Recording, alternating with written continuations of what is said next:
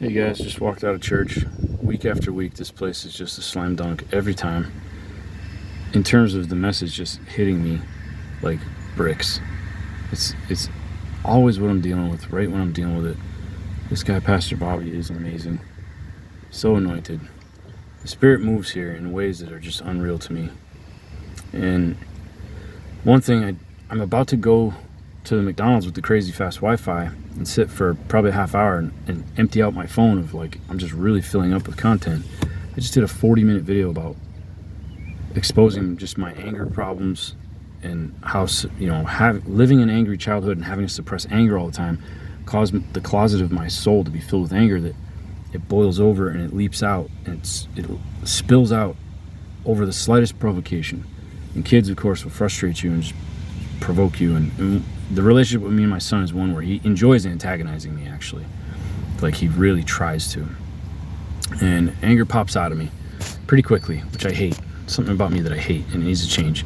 Today's message was about how God doesn't give you the things that you want. When you want them, he causes delays so that you do actually work on the things that he wants you to work on. And anger is not a fruit of the Spirit. Like, I have to address this. I have to work on this.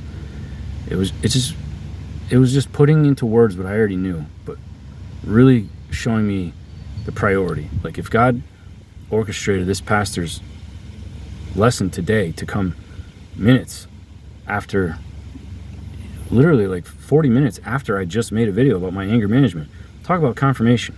You're on the right track. God's saying, yeah, you nailed it. That's exactly what I want you to work with. And I'm not going to move you out of this position until you do. So I'm going to get working on it right away. That's what I'm going to do, because I want to move past this quickly. I want my life to bring glory to him abundantly. And if I'm sitting here wallowing in self-pity and being mean to people, that doesn't bring glory. So time to jump on that. But something further interesting happened is that God used me today. And now I went to this church with my spouse as a family a few times in the past, and I was struggling with lust, and I did not want to be. I wanted to have eyes only for her, but I didn't have them yet, because God had not freed me from that yet. He did in the midst of our breakup, when he said, you love your sin more than you love my son. And when I confessed to that and bawled my eyes out and felt like a pile of garbage and repented, like really truly repented, he took that away. He took away my desire. I still like looking at beautiful women, but I mean, I was not in control of myself. I would not just look at them. There was an imagination and a fantasy. A nice booty's getting in a car right now. I can take a glance at it, but my soul doesn't start to stir. Like, my eyes can see temptation and not play with it. In the past, that was not possible. So for me to take my spouse that I'm trying to honor and only have attraction to her, and to go into a room that's got girls that should be in bikini contests, it wasn't good. I wasn't focusing, so I did not really want to come here. And even though the message was wonderful, we only came so often because I had this conflict. I'm trying to hear the word of God and honor my marriage, and I'm looking around the room trying not to get caught looking at all these gorgeous women, and then that's when the enemy comes with more temptation. You take the first temptation as you look at that woman. The second temptation is, what would my life be like if I married her instead of this one? And I didn't want to feel that way, so I didn't come to this church very much, even though I really loved it. Fast forward to being single, and my first thought was, well, it's in my nature to be looking for a rebound to get over my extreme attachment. I'm a limerent, obsessive, clingy, like, I'm a massive investor. I clear my life. When I have a woman, over a period of time, that girl that starts off as just maybe a fling, she becomes the center of my life. My life becomes serving this person, investing in everything I've got. And the first thing that I do, because of my childhood trauma, is throw myself away and try to make my whole identity into serving and pleasing this person. That's codependency. And then when that person is like, yeah, I've had enough of you, normally it's not that they throw me away. I don't generally get dumped, but I know that it's coming. So once I get to a certain point of whatever it is, because I've had so many girlfriends. I eventually will end up leaving first. But I know that if I don't, from my first marriage, if I don't, then they will just abuse me to death and I will barely survive it. So it's like, no, I'm out of here. I'm not going to stay for that. I've seen this show. I'm not going to stay for it, for the whole performance, because it's painful. So I'm out of here. But how do you get over them? I would cut off a massive attachment by replacing the obsession with this one who's not treating me good for an obsession with a new one that is treating me good. And in the beginning, there's that honeymoon phase, that love bombing, just that exciting acceptance. It's, there's no animosity, there's no old resentments, and it's new and it's fresh and it's fun, it's exciting. Boom, that's enough to forget the old one. So I'm a classic rebounder, but I have endeavored not to do that. No, I didn't endeavor not to do that. I wanted to rebound. I tried my butt off. God kept me in isolation. But this church became a favorite because A, the message is always wonderful. B, it's in an area where nobody knows me. Now, my ex is really popular in my town, which is to my east of my house, and this town is to the west of my house. So me going into my town probably means people that know me seeing me, and they have one side of a story that's come from her, and her side's not untrue. Her side's actually probably completely true. It's just omits my side. So the bias of, oh, that guy, yeah, that girl that we know that works over there, or that girl that we know through this, or that's so-and-so's husband, and he's really abusive, he's really this, he said that. Yeah, they don't know what's been done to me. They don't know how I was provoked to do and say the things that I did. And I don't want to be the person that has to say it all, and I want to. Me being in touch with her and watching her grieving process on Facebook, because we stayed friends, but me having to see it poured out through memes, it destabilizes me. Like it makes me so upset, and then I respond to it. I don't want that, so I blocked her. We can still text message each other. I have no problem communicating with her privately. It's this public display that I hate, and I'm not strong enough to watch it be projected about me and not respond to it. I'm not. So I had to block it. She has the right to do it. It's a free country. I'm guilty of my crimes, and she has the right to, and the need to let them out, the need to heal from it by processing it. She's free to process it her own way. I can't be stifling that, but I can't control myself enough to watch it unfold, so I had to block her on social media and let her say what she wants. And if she burns bridges with family, friends, with this one, with that one, that's on her. That's a her problem. I have to have a boundary and say, you know what, if she insults XYZ, that's all right. And if they're mad at me too, that's all right. That's all right, because I'm only concerned with not aggravating my Lord and Savior. I started to swear, but I don't even want to complete that sentence. Now, here's the amazing thing that just happened at this church. So I started coming here by myself because in the beginning, the kids, I had them during the school week, and then she had them during the weekend. So weekends I was alone, and it was so lonely. So I just had to get out of my yard, off my property. I had to go be around people because it was so lonely. So I'd come to this church in a town where nobody knows me. I'm a total stranger. I don't run into any, in my town, there's so many people that I can turn the corner and be like, oh, that person, and I have to pretend I didn't see them.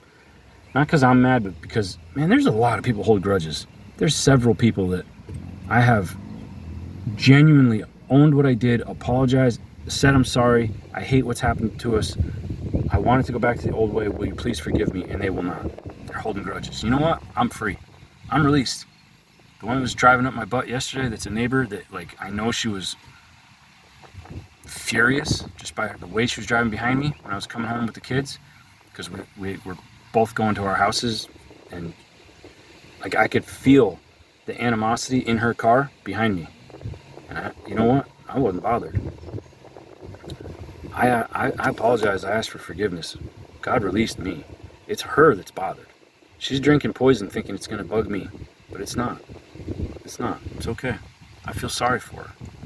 So I start coming to this church because it's freaking chock full of hotties. So many good-looking women by themselves. what do you think a woman is going to church by herself for? She's praying for her husband, for crying out loud. Well, it turns out I've asked out a boatload of them. Usually only one per trip. Now, I'm not going to stand there and be like, you. I will see 5 or 6 women, and I will observe them through a church service. One thing, like if you get up and you leave before the last minute, if you get up early to beat traffic, you ain't loving Jesus the way I expect you to.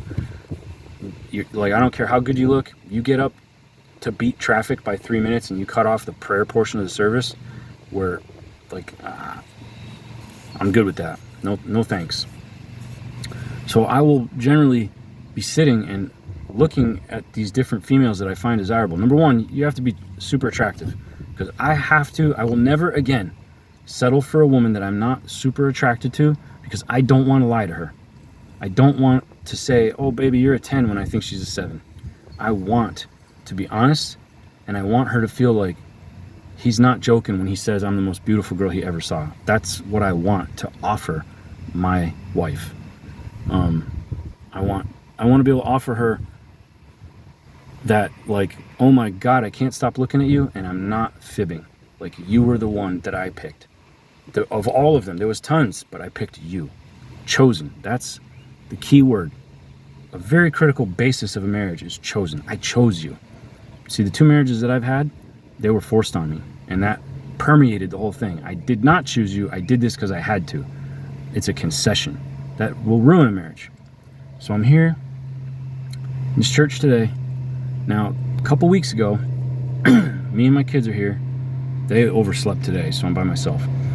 A couple weeks ago, me and my kids are here, and we're in a service, and there's a pretty girl that's 4 seats over to my left, and I can see out of the periphery, she's looked at me 6 or 7 times. She's stared over and looked at me for a fairly extended period. And I get it now. I know now why. But I'm thinking she's got the hots for me. And because I was actually looking at one over here that was kind of far away, and I could chase her down after. Like, I can catch her before she gets to her car. But she's never looked at me, the one that I'm interested in. Like, I'm to her rear. But then this girl over here, she's looking at me. And I'm like, well, there's a lot of value in that, because you have to be chosen back. I can choose that 10 over there, but she might not choose me. If I chase her down, that's a terrible relationship. If this one over here is an 8.5, but she chooses me, that elevates her up to that 10 in time. Because being chosen back, reciprocity in a relationship, adds beauty. Like, love got beer goggles. Beer goggles is Satan's false offering for love goggles. You go to the bar, you see a girl, it's okay. You drink 6 beers, take her home, you see amazing until you wake up the next day sober. But in godly love, in marriage, in honored and trusted and truthful, monogamous, vulnerable marriage, you will see increased beauty. Your eyes will change. I've experienced it with my second wife. You will see increased beauty. I see a much more beautiful woman now in my divorce than I did when I married her. And she went from 130 pounds to 300 and then back down to up and down several times, but she's in the 180s now. So who do you know that can say, yeah, I married my wife, she was 27 and 130 pounds, now she's 41 and 180, but she's more beautiful now than ever? Probably only godly people, because that is a vision thing. It's not a trick. It's a vision gift. It's a blessing that God gives when you truly do love somebody. So I'm making this too long. The phone's probably going to fill up and I need to get to the point. This girl that was side-eyeing me, I thought she might be older than me, because she seemed, like pretty mature in her dress, in her style of clothing. Not like wrinkled or old, but pretty girl, attractive. But her style was not to draw attention. And there's a lot of beauty queens that want to be looked at here. This girl had a look that was conservative and classy, but not look at me. And so I was thinking she was maybe like 46, 47. And well, that's fine. That's fine, I mean, I think I tend to like 35 a little more, but that's fine. And after, the closing prayer and the lights come on, everybody starts getting up. There was a gap in rows, and there was no one between us, but it was about 8 or 10 feet. And I jumped the gap in the row, like I was like, excuse me, I made a break in traffic because there's people coming down this row. I made a break in traffic. I jumped across and I jumped into the row with her. And she was looking down at the time. She saw my feet and she looks up and she's like, oh, excuse me, sorry. And I said, no, I'm not trying to get past you. I want to talk to you. And she's like, oh, what is it? I said, is there a man in your life that would be upset if I wanted to know more about you? And she was like, yeah, I'm married. I was like, you're married? Let me see your hand. I was like, I didn't see a ring. She holds it up and it's like almost like a rubber band, like a flesh colored rubber bandy kind of ring. Like from across the room in the dark, it didn't glitter or sparkle like what I normally expect. And I just didn't see it. So I thought she had no ring on her hand and she's looking at me. So here it is, I just jumped across to flirt with a married woman. And I was like, oh, I'm so sorry. I thought you had a ring on. And then I asked her, I said, well, where's your husband? And she's like, I know. She's like, I know. She started to talk about it and she's just like, pray for me. Pray that he comes. And I said, I will. And I did. And today, I saw her again. 2 rows ahead of me and over to the right. I didn't intentionally go to try to pursue her, but it was like, oh my God, that is her.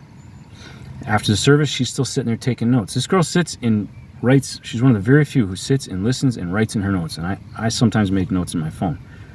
So after the service, I thought, I'm going to go encourage her. And I'm going to go tell her that I'm praying for her and her husband.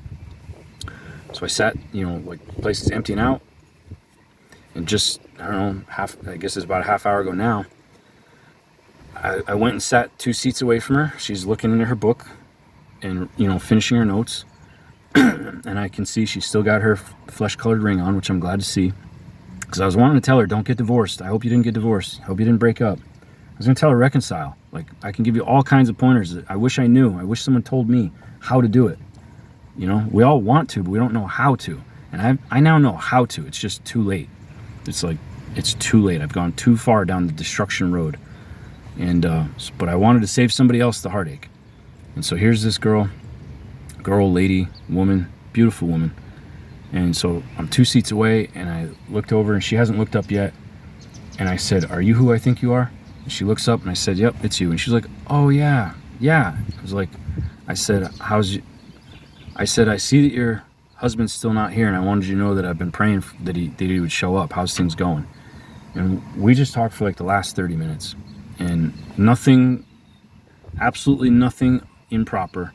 No well, if it don't work out, how about me and you? Zero of that.